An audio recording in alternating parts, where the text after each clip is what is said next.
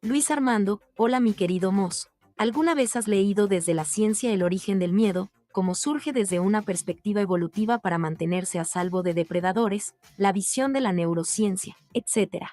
Sí, por supuesto. Claro que he escuchado, he leído algunas cosas al respecto de el miedo como un protector para que la especie se pueda mantener, sobre todo la especie humana.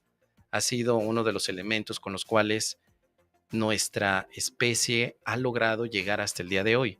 Los primeros habitantes que se irguieron seguramente empezaron a experimentar el miedo como un modo, un mecanismo de defensa y de preparación ante cualquier tipo de amenaza.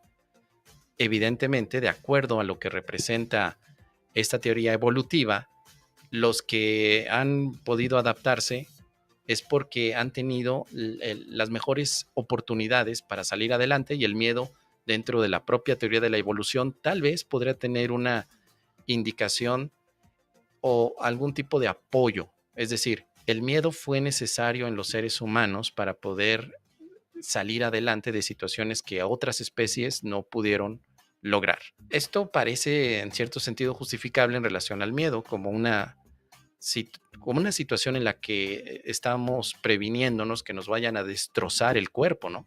Y si pudieran destrozar a todos los cuerpos humanos, pues evidentemente se acaba la especie. Así que, de acuerdo a algunas de las ideas de la perspectiva evolutiva, de las neurociencias, de la antropología también, se ha considerado al miedo como un elemento, un factor muy, muy necesario para que el ser humano tenga en este momento su grado de desarrollo. Pero hay otro aspecto. Desde la visión del curso de milagros, el miedo no lo necesitas ya. Tal vez en el pasado fue necesario, pero al menos en este momento realmente necesitas el miedo. Estamos en una época en la que tal vez no hay tantos elementos de miedo como lo tuvieron los primeros cavernícolas, en los que dormías literalmente en el piso y tal vez podrías ser atacado por un montón de animales. Hoy muchos seres humanos viven directamente en las comodidades de su casa, con acceso a comida saludable o no saludable, comida chatarra o comida apropiada, pero no tiene tanto riesgo el ser humano actualmente como para poder seguir justificando sus miedos. Obviamente esto tiene matices, pero generalmente los miedos que actualmente podemos nosotros expresar son por cosas que no están pasando. El miedo que nos lleva hacia la ansiedad, porque el día de mañana, por ejemplo, las personas que les pedí que dieran like en este video no lo hicieron y ya me estoy preocupando porque entonces, o sea, cosas que al final no representan una sobrevivencia por sí misma, sino más bien son aspectos en los que nos estamos acostumbrando a preocuparnos. Es muy común que en nuestra sociedad actual haya demasiada ansiedad porque el miedo se ha considerado todavía como una práctica constante.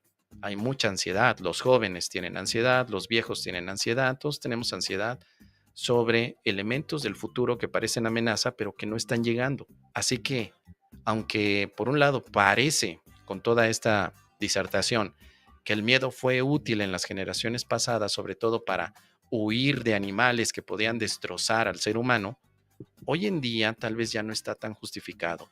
Simplemente podemos trascenderlo o hacerlo a un lado, o verdaderamente preguntarnos si hay una amenaza inminente que que nos lleve a la destrucción. Tal vez son pocas las amenazas, quizás son pocas, pero no tantas como en la época antigua.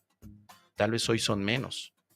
Y de todas las que hay, o las que percibimos, ¿cuáles son las que verdaderamente pueden ameritar que yo esté preocupado y que tenga miedo? En conclusión, el curso de milagros a mí me ha ayudado mucho a dejar atrás el miedo. Para mí ya no es algo que no necesito vivir con miedo. Esto no significa que por no elegir al miedo voy a hacer cosas que atenten contra el cuerpo, sino más bien que elegir no tener miedo me lleva a experimentar el amor y hacer cosas desde el amor, lo cual no implicaría destruir un cuerpo o destruir otro.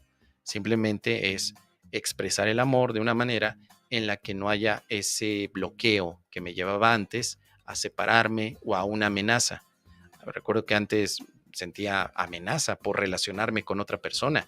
Pensaba que la otra persona me iba a dañar, me iba a quitar algo, me iba a destruir, como si fuera un miedo justificado.